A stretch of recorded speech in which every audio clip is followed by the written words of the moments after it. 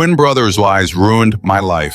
My parents kicked me out, and now they want. Have you ever wondered what would happen if your family, the ones you love and trust, betrayed you in the worst possible way? Imagine growing up in a home where every step you take is met with comparisons, neglect, and constant lies. This is the reality of the girl in this story. All because she wasn't the child her parents had hoped for. When everything became unbearable, she was kicked out of her house without a single word of explanation. What would you do in her place? Before continuing the story, tell me which city you're watching from. I want to know how far this video has come. Don't forget to like and subscribe to the channel so I can send you exciting stories like this every day. I'm a 28-year-old female with a twin brother. Growing up, my twin brother and I had quite different treatment from our parents. For some reason, my parents were certain that my brother was destined for greatness, whereas I was labeled the black sheep since I was more interested in sports and making friends than in studying. They continually compared us, which was discouraging and damaged my self-esteem from an early age. As a child, I had to watch my brother have elaborate birthday parties for his pals, while I was treated as an afterthought. He frequently had sleepovers with his pals, whereas I was never allowed to bring my friends home. To be honest, I dreaded every moment of my youth. My grandma was the only person in the family who seemed to care about me. When she came, she always brought me my favorite chocolates and occasionally gave me a few bucks to treat myself later. As the years went, this overt preference for my twin brother evolved into emotional abuse directed at me. My parents would openly insult my academics and activities. No matter how hard I tried, I could never satisfy their expectations of being the ideal child. Although I excelled at athletics, they forbade me from participating in extracurricular activities because they wanted me to concentrate completely on my education, just like my brother. As a child, I felt frustrated and helpless. Later, during my sophomore year, I was grounded again, this time for using Snapchat on my phone. I hadn't done anything wrong, but like all teenagers, I downloaded the app to stay in touch with my friends. However, my parents considered this as a major crime and a violation of trust because they had barred me from talking with my pals. They went crazy, flung all of my belongings around the room, ripped the doors from their hinges, and informed me I would have no privacy as long as I lived under their roof. Watching my parents attack me in this way, my identical brother, rather than sticking up for me, made things worse. Our parents' wrongful acts produced a toxic environment, allowing him to take advantage of the situation. He developed a habit of lying about me, falsely accusing me of things I never did, so he could get away with everything. If he stole something, he'd easily transfer the blame onto me, and my parents, who were already inclined to believe the worst about me, happily accepted his falsehoods. He would insult me in front of my schoolmates and mock my attractiveness. Despite this, I had a large circle of friends at school because I was personable and willing to connect. My twin, on the other hand, suffered socially and disliked the fact that I could interact with others, while he, as an introvert, felt uncomfortable. This jealousy boiled over during our 14th birthday party when none of his buddies came up. I'm not sure why they did that to him, but in stark contrast, my friends treated me to ice cream, and I had a fantastic day. This irritated my brother even more. To get retribution, my brother started spreading false tales about me at school, depicting me as a spoiled brat. He falsely accused me of physically assaulting him at home since our parents loved him more. He escalated the situation without my knowledge. To fake proof, he would punch himself, causing injuries such as a black eye or a bruised shoulder. The next day, he would boldly stroll into school, exhibiting his self-inflicted injuries as proof of my alleged assault and fabricating stories. When our parents questioned him about the injuries, he would lie, claiming that they were the result of innocent activities such as playing football with friends. The lies in his supposed black eyes gained traction, and many began to believe his twisted account of events. It didn't take long for whispers to spread, and my friends began to look at me suspiciously. At first, I noticed minor changes. Friends who used to converse with me in the hall seemed distant, and invites to group hangouts grew fewer and farther between. It was as if a switch had been flipped, and people were unwilling to engage with the allegedly pampered girl charged with violence. One day I got the confidence to ask my ex-best friend what had happened between us. She said that my twin brother had been circulating falsehoods about me. She disclosed the specifics of the lies he had told everyone, accusing me of actions I had never committed. I was stunned to hear her remarks. The emotion was a combination of incredulity and betrayal, as if the ground beneath me had given way. My brother, whom I grew up with, was spreading lies about me, accusing me of things I would never even consider committing. It was a betrayal that struck deep, leaving me with a knot in my stomach and a sorrowful heart. I addressed my brother the following day at school, but he chose to ignore me. I begged him to stop lying about me, but he smirked and said I deserved to die alone. I was at a loss for words, since his lies and actions were beginning to frighten me. I wanted to talk to my parents, but I was frightened they would believe my brother instead of me.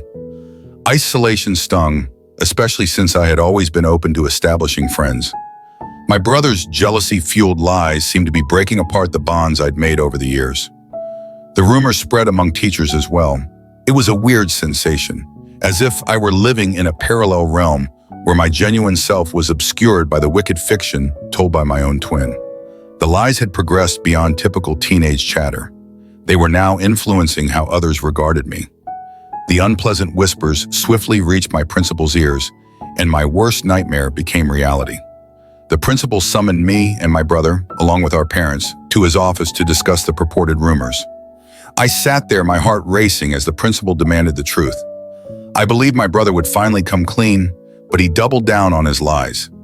He told the principal that the reports were real and depicted me as a bully who beat him up when our parents were not around. I could not believe it. Shock rushed over me as my brother continued to tell this twisted story about how I was furious at him for receiving more attention from our parents. He held to his story like a glue, despite the fact that it was all lies. After hearing my brother's story, my mother burst into tears and clutched him like he was a hero. My father tried to console my brother, assuring him that it was brave of him to speak up and that he would ensure that nothing bad happened to him. Following that day, I attempted to defend myself, arguing with the principal that everything was fabricated. I felt as if I was drowning in a sea of accusations, desperately trying to get to the top. But my brother persisted, saying that I was this furious, violent person who took out my emotions on him every day. My mother's tears flowed as she grabbed onto my brother and gave me accusing stares. It was like fighting against a wall of belief in my brother's fabricated story. My principal sharply chastised me, stating that the school did not accept bullying and that these were grounds for suspension. I begged him not to suspend me, but he shook his head, saying he couldn't simply let it go. I implored him, tears flowing down my cheeks, attempting to explain that I hadn't done anything to my brother. The principal sternly informed me that I would be suspended for 10 days so that others would not bully anyone. It hit me hard, and I began crying even more, virtually asking him to reconsider. My parents, outraged and embarrassed by the incident, hauled me out of the principal's office. I didn't want to leave. I wanted to argue my case and make them understand, but they weren't having it. We left the school, my heart full of frustration and embarrassment. When we came home, things changed drastically. My father started packing my belongings out of blue. I was stunned, perplexed, and had no idea what was going on. My mother asked him what he was doing, but he simply yelled that he couldn't allow me live in the same house as my brother anymore. I was crying, virtually on my knees, and begged my brother to give them the truth, but he remained cool, unmoved by my feelings. My father kept packing my belongings before throwing the bag into our foyer. I clung to my father's legs, asking him not to kick me away. It felt as if a nightmare were happening. He informed me that a bully like me did not deserve to reside in his home and that he would call his mother, my grandmother, to come and pick me up if she wished.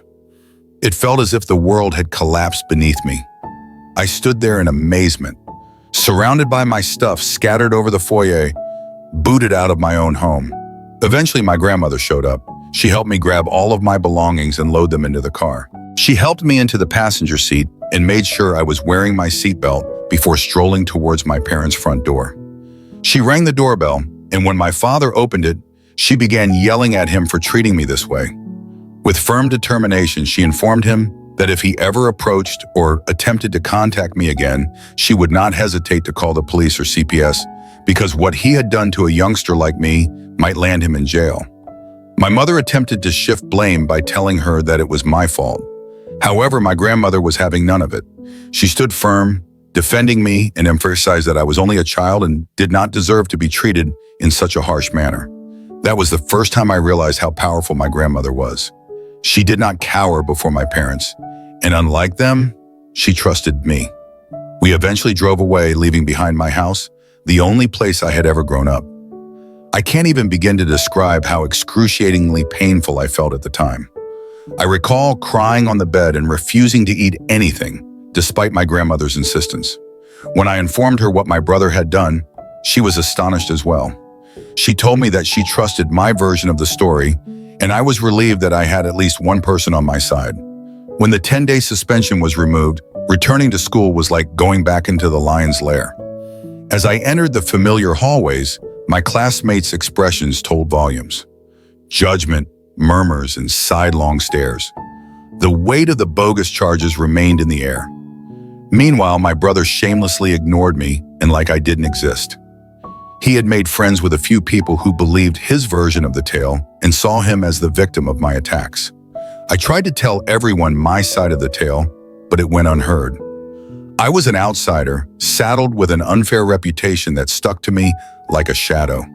No matter where I went, the classroom, the cafeteria, or the corridors, the eyes that met mine were filled with contempt and suspicion. I became a loner. I would keep my head down, attend all of my lessons, eat lunch alone in the cafeteria, and then return home. I didn't have any friends, and it seemed like no one wanted me there.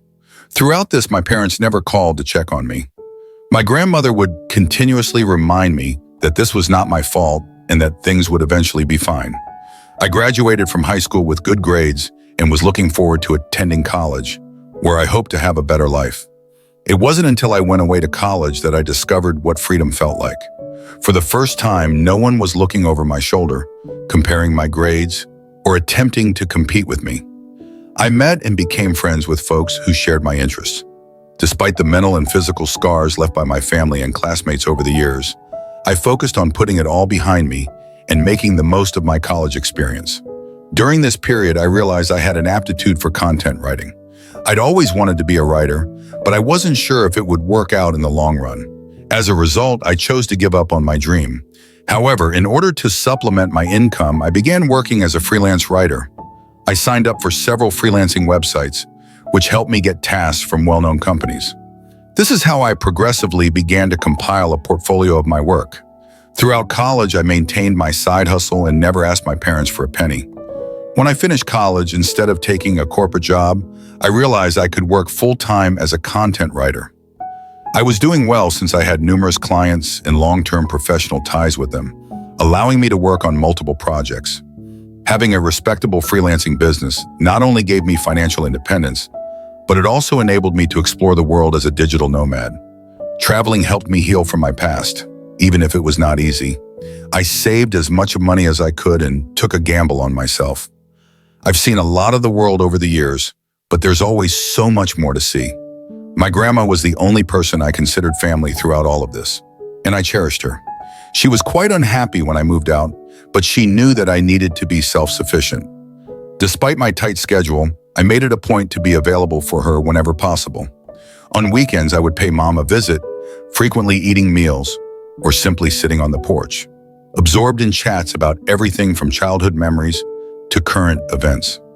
On weekends, I would spend full days assisting her with household tasks or taking her to the neighboring park for a leisurely walk. I recently completed one of the most important assignments of my career. While I can't reveal the name, I was extraordinarily fortunate to write articles and product descriptions for them. After the job was completed, I asked the team I worked with to submit great evaluations on my websites, which they were delighted to do. I grabbed screenshots of several of their evaluations and shared them on Instagram, understanding that collaborating with this brand was a big deal. As expected, several other content writers congratulated me on my professional accomplishments, and some even reprinted my article to help get the word out. This is how I began receiving messages from strangers who also wanted assistance with their websites. My family observed this as well, and some contacted me to express their congratulations. My college's principal eventually called me, seeing that I was doing well and inviting me to come to the college for a seminar to talk to students about starting a career as a content writer. I was apprehensive because I'm not good at public speaking, but I decided to take a chance and consented. When I found myself standing in front of expectant faces, sharing my experiences and insights, I felt as if my life had gone full circle. In my speech, I discussed my hardships and how I pushed hard to keep going despite the difficult times. It was a truly rewarding experience to encourage others and contribute to the growth of the writing community. Some of my videos went viral on Facebook as people connected with them. It felt fantastic to be finally recognized for my efforts. Last week, I was asked to talk on a local program. It was a show about the benefits of content creation, and they asked me to share my experiences and insights with their audience.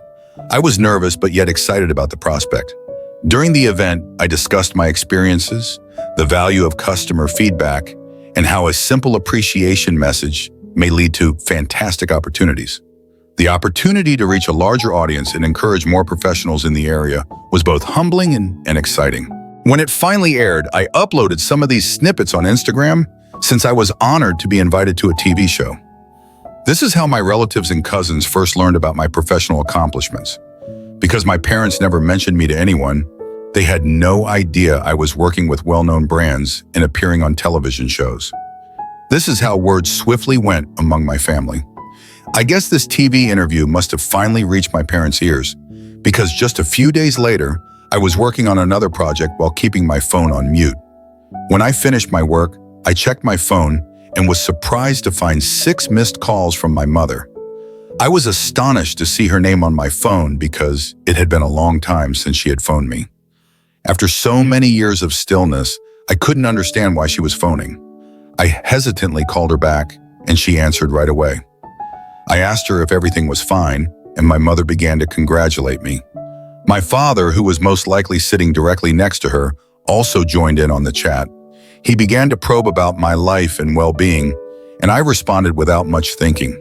It didn't strike me as weird until they asked how much I was making these days. I explained that it was none of their business. My father answered, "We're family, so don't be shy about telling us your income." I assured him that I was doing well financially. Hearing this, my mother proceeded to describe how difficult their life was these days, and my brow furrowed in suspicion. Basically, this is how our talk went. "Mom, we're retired now, and we've wanted to renovate the house for a while. It's not in great shape, but we don't have any funds left." "Me, okay." Mom said, "Your achievement has given us hope. We saw your TV interview today and thought you might be able to assist us out by paying for the improvements. Dad, after all, we are a family. Please do not hesitate to share some of your revenue with us. We genuinely need your help." "Me? Are you kidding me? Why are you asking for money when you haven't even spoken to me in years? I'm not sure what prompted you to contact me, and while I appreciate your congratulations, I won't be able to assist you." Hearing this, my mother began telling me that I was being selfish and that I needed to support them as a family. My father emphasized that as my parents, they deserved to be cared for, and that this was the least I could do. I was so angry at this point that I wanted to tell them off. Suddenly, I had an idea. Instead of simply disagreeing with them, I would teach them a lesson once and for all for thinking they could mooch off of me. After my parents mistreated me for so many years, I told them that I was willing to help them provided they agreed to my demands. My father was curious and asked me what it was. Without hesitation, I made my demand. If they wanted my assistance, they had to openly confess in front of our family and friends that my brother was the mastermind behind the false stories that had harmed my reputation. I wanted them to embarrass my brother in front of everyone, just like they had humiliated me by believing his lies and manipulations. I wanted them to accept responsibility for their acts and recognize the anguish they had caused.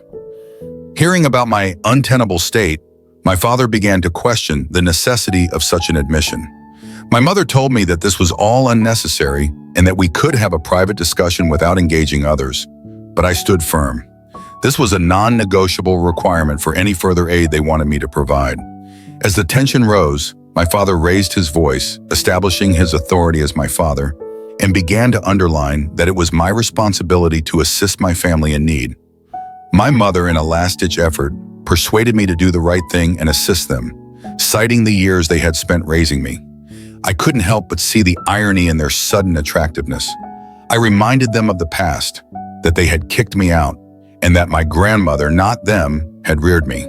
They became increasingly angry, but I told them unequivocally that if they wanted to approach me and request financial aid, the truth had to be acknowledged publicly, and my brother had to face the consequences of his conduct.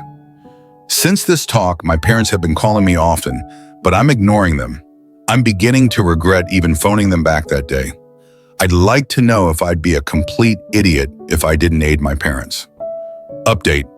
It's been a crazy week since I last shared my story, and the outpouring of support and encouragement has been astounding.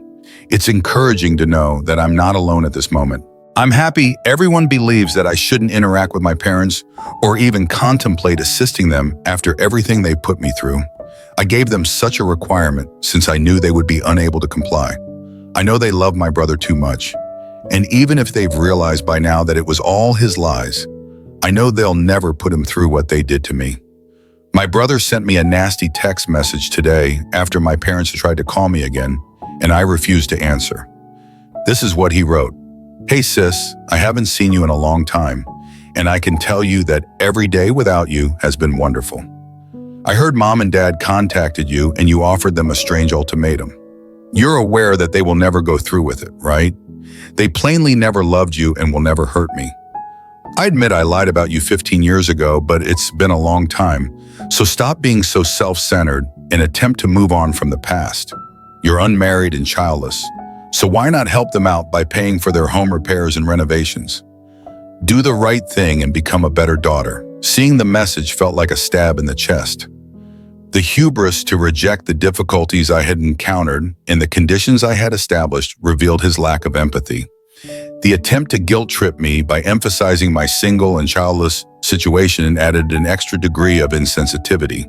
His idea that I should prioritize their needs over my own was not only disrespectful, but also demonstrated how little he valued me.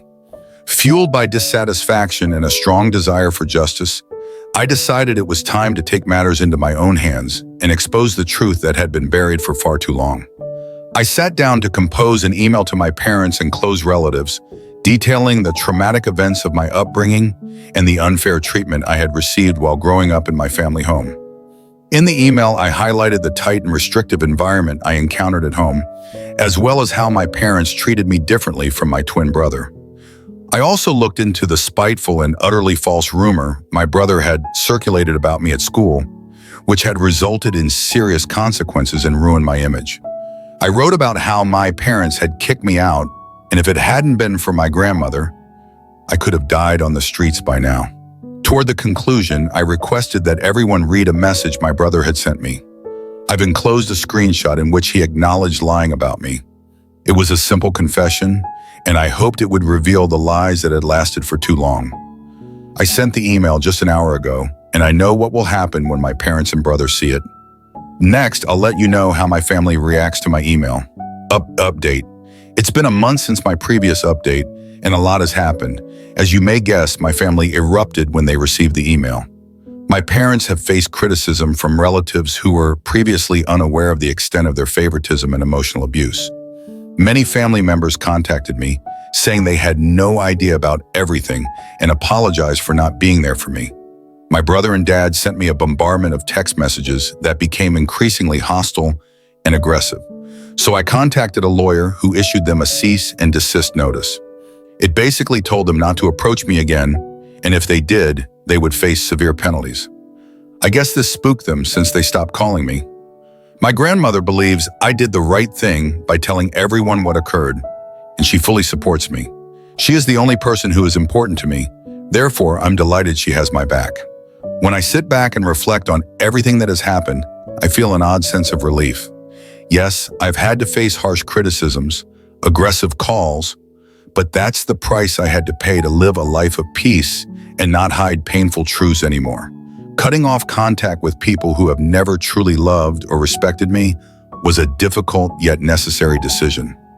At first, when everything started escalating, I never could have imagined it would go this far.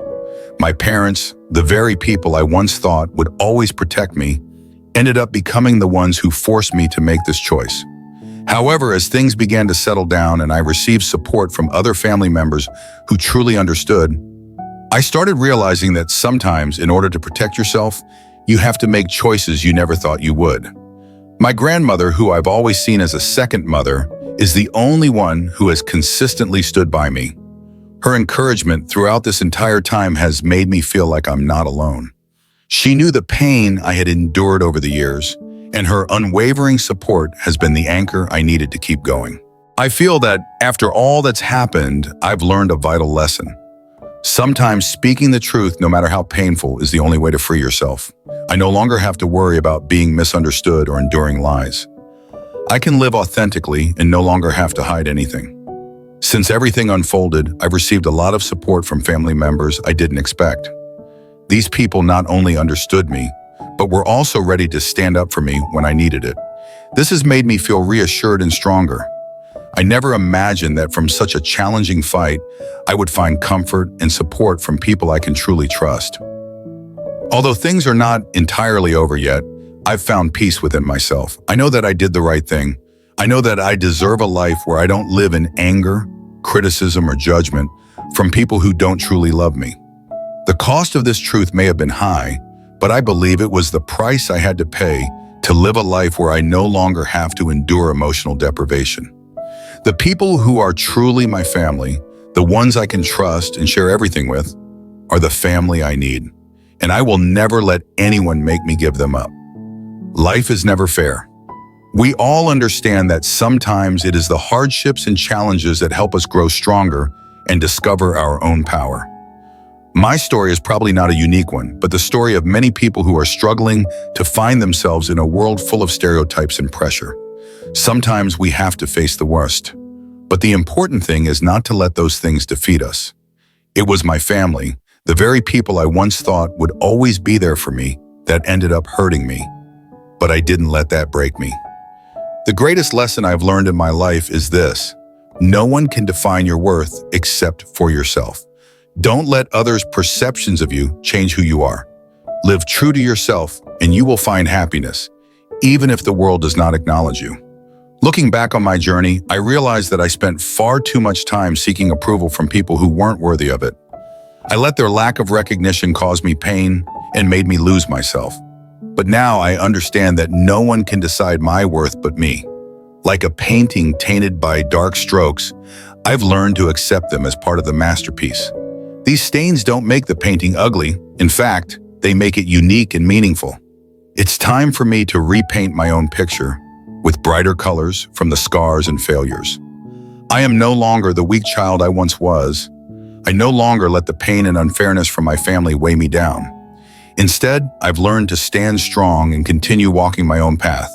It hasn't been easy, but I've found strength within myself. No one can save me except for myself, and I'm proud of that. But life isn't just about challenges or pain. When I think about everything I've been through, I can't help but feel grateful that I've come out stronger on the other side. Maybe I didn't get the love I deserved from my family, but I gained something far more valuable.